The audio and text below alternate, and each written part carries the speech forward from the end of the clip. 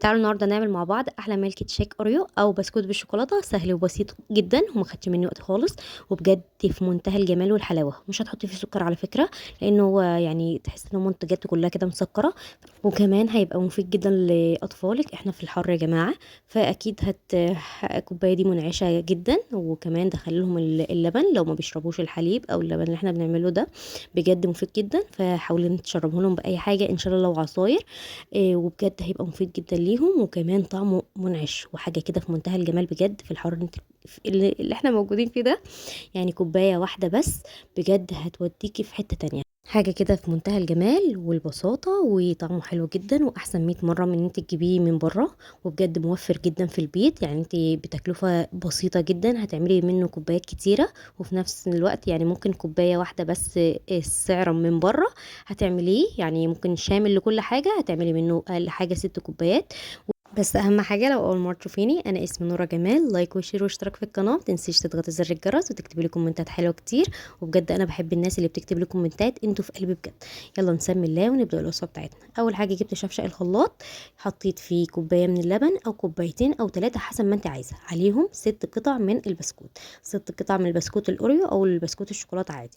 ضربتهم في الخلاط وبعد كده رجعتهم تاني. جيبي بقى هنا بصوا الايس كريم الفرايداي ده بجد حاجه كده في منتهى الجمال، بيحلي اي حاجه مش حلوه، هتلاقيها تحفه بجد. برغم ان ميلك تشيك حلو اصلا، بس بجد هتحطي منه بقى معلقتين كده يا جماعه، وادوه في حته تانية خالص. طبعا اللبن يكون مغلي ويكون بارد، ما يكونش سخن يعني وانت بتعمليه، علشان ما يسحش الايس كريم، ما يسحش فيه. الكوبايه بقى بتاعتك كده الجميله كده القمر بتاعتك دي، حطي فيها كوبايات، يعني الكوبايه بتاعتك دي حطي فيها شويه تلج.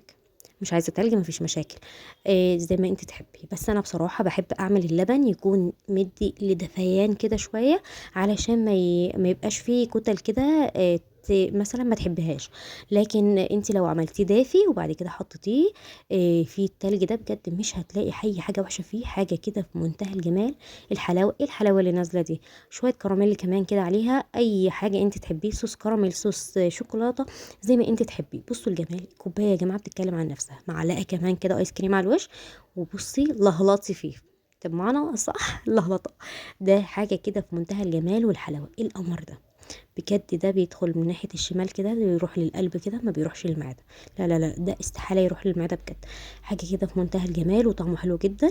وما حطيتش فيه سكر ولا حاجه، علشان اوريدي البسكوت فيه سكر، وكمان شويه كراميل، وكمان الايس كريم اصلا مسكر، فما تحطيش فيه سكر خالص.